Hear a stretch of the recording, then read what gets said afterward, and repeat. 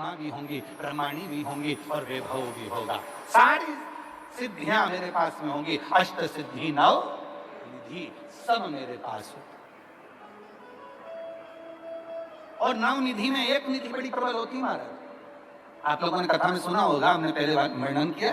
नव निधि में एक निधि बड़ी प्रबल होती है, जिसको कहते हैं नील निधि। कौन सी निधि है? नील निधि।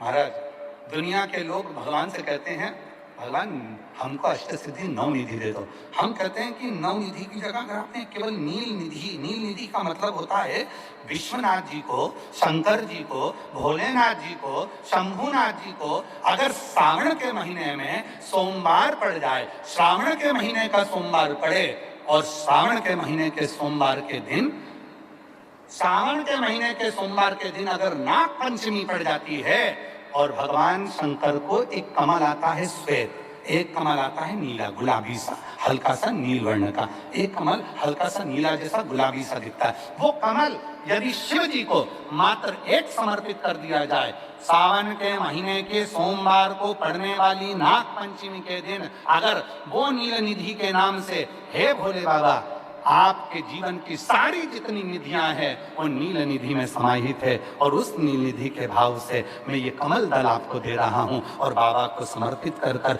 वो कमल दल भगवान शंकर के मंदिर से लेकर आ जाओ। जिंदगी में कभी भूखे नहीं रहना पड़ेगा, सारी निधियां तुम्हारे पास में होगी, सारी सिद्धियां तुम्हारे पास में। वो नील निधि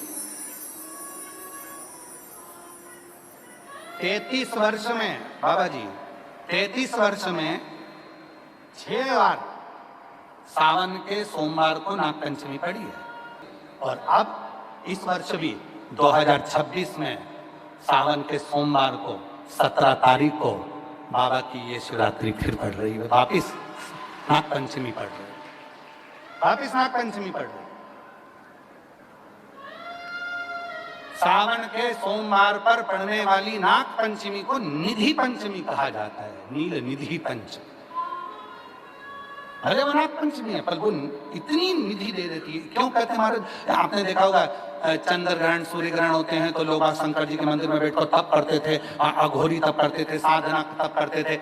अब ये संसार का मनुष्य कोई अघोरी तो है, संसार का मनुष्य अघोर व्रत तो धारण करता नहीं, संसार का मनुष्य तो बेचारा घर में डूबा रहता है, परिवार में डूबा रहता है, काम में डूबा रहता है। तो इसको निधि कैसे प्राप्त हो, इसको वो हीरा कैसे मिल जाए, इसको वो फल कैसे मिल जाए? तो उसके लिए स्वयं देवाधिदेव महादेव की कथा करती है, स्कंद पुराण वर्णन करती है, शिव पुराण वर्णन करती है। सावन के महीने में जब सोमवार पड़े, सोमवार के दिन नाग पंचमी पड़े, नाग पंचमी के दिन जो नील पुष्प भगवान शिव को कमल का समर्पित कर देता है और उसी कमल के पुष्प को नील निधि के रूप में लेकर आ जाता है, उसके पास में कभी जिंदगी में ना अष्ट सिद्धि की कमी होती है, ना नव निधि की कमी होती है। उसका वैभव,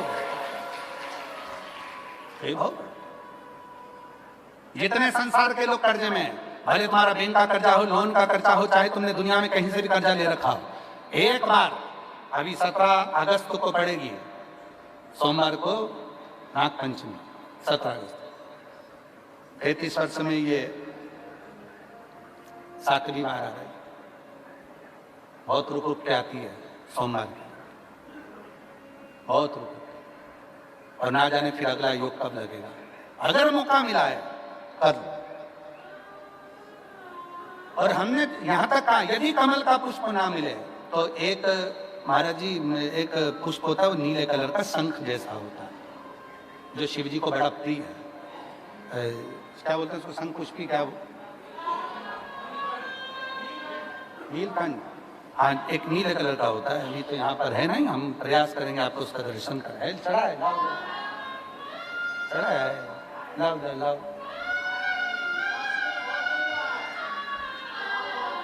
अच्छा यहाँ मिलता है,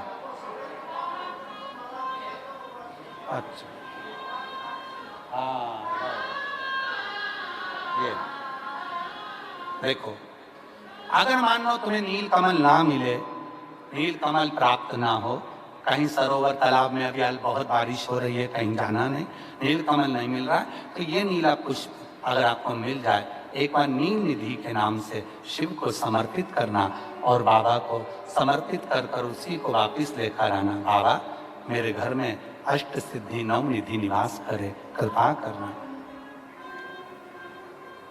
1 साल के अंदर आप सब पत्र में लिखकर भेजोगे कि आपको किसी के दरवाजे पर हाथ फेराने की जरूरत नहीं पड़ेगी। भगवान जो वैभव देगा वो देखते बनेंगे। नील निधि